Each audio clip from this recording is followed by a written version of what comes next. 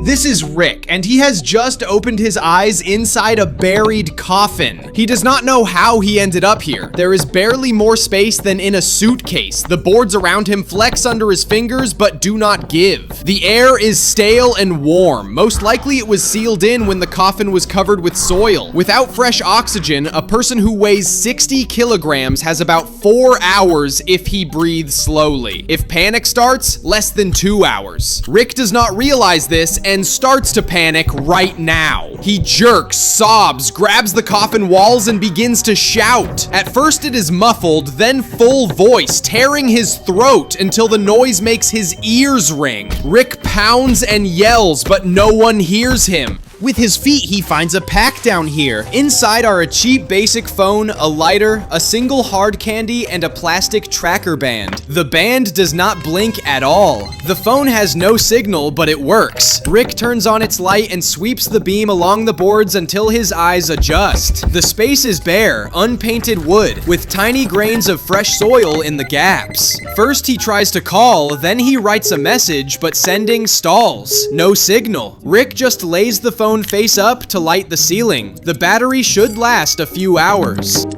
He tries to push the lid in this tight coffin. First gently, then harder, then with his full weight. The boards creak, but do not move at all.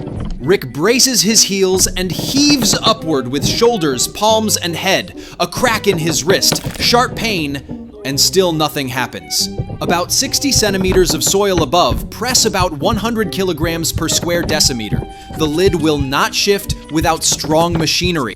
Rick takes out the lighter and decides to burn through the top plank. First click, spark. Second, flame. He raises the flame to the wooden ceiling. Resin starts to melt, and a sharp smell spreads. After a minute, it is hard to breathe. Open flame quickly eats oxygen, and the coffin holds only 800 liters of air. Rick snuffs the flame, feeling dizziness build and a sting in his throat. He takes off his socks, twists them into a tight pad, and wraps his head to cushion the blows. Then he rams the lid, again and again. His forehead booms like a drum. A swelling rises under the skin, but the result is zero. The lid does not move a single millimeter. Rick rolls onto his stomach to reach the ceiling with his heels and starts kicking. There is not enough room to build speed, yet he keeps going. After a few kicks, his calves seize with cramp. The blows grow weaker, but he does not stop until the muscles refuse to obey. Trying to calm down, Rick begins to count aloud. He realizes he takes at least 16 breaths per minute. That is about 1,000 per hour. His time is short down here. Rick notices he breathes faster, a bad sign. The air is already running out. In panic, he scratches at the boards with his nails, a desperate attempt to claw even a millimeter outward. After a couple of minutes, splinters wedge under his nails, yet he keeps the same force. Then he hears a sound. It seems like footsteps. He freezes, holds his breath, catches every tremble in the wood. A minute passes, and silence returns. A new wave of panic hits Rick.